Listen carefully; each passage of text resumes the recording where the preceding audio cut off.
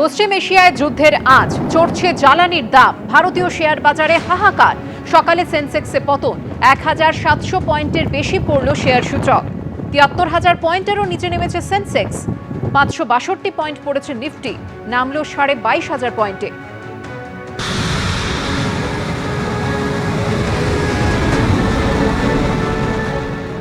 শিলিগুড়িতে এবার দুই হেভিওয়েটের লড়াই, তৃণমূলের গৌতম দেব বনাম বিজেপির শঙ্কর ঘোষ। শিলিগুড়িতে প্রচারে বের হলেন সেখানকার তৃণমূল প্রার্থী গৌতম দেব।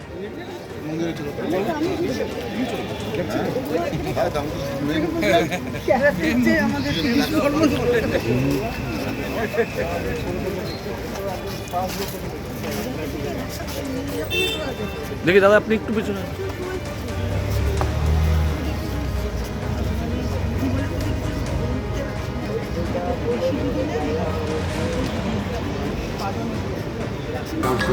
আপনি তো বলবেন, আপনি তো আমাদের একটা প্রতিনিধিত্ব, আপনি বলতেই তো এখানে আমি এসেছিলাম আপনাকে আমি বলি, আপনি জানেন যে পুরসভা ভারতবর্ষের মধ্যে প্রথম গাছ তুলে প্রতিস্থাপন করে প্রায় ২৫০ থেকে ৩০০ গাছ বাঁচিয়েছে।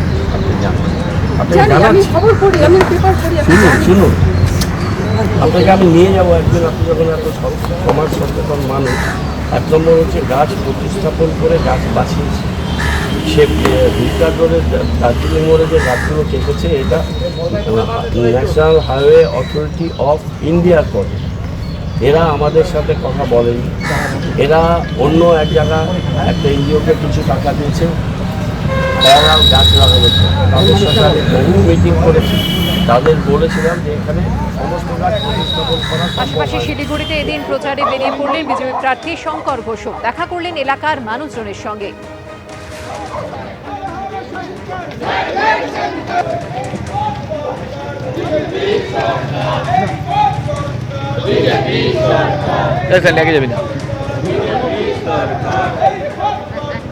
একজন অদক্ষ, নিজের সাথী সহযোগীদের কাছে ধিক্কৃত মাননীয় মেয়র সাহেবের এই সময়কালে তিনি যে সুযোগটা পেয়েছিলেন, রাজ্যে তৃণমূল, শহরে তৃণমূল, সেই জায়গায় দাঁড়িয়ে যে অদক্ষতার পরিচয় দিয়েছে, দুবারের মন্ত্রী থাকার পরে যে উনি হেরেছেন, এটার থেকে প্রমাণিত হয় যে ওনার মধ্যে কাজ করবার যে ইচ্ছে সেটা ছিল না।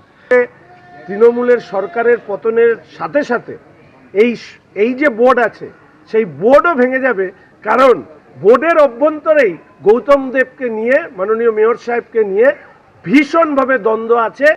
এবিপি আনন্দ, এগিয়ে থাকে, এগিয়ে রাখে।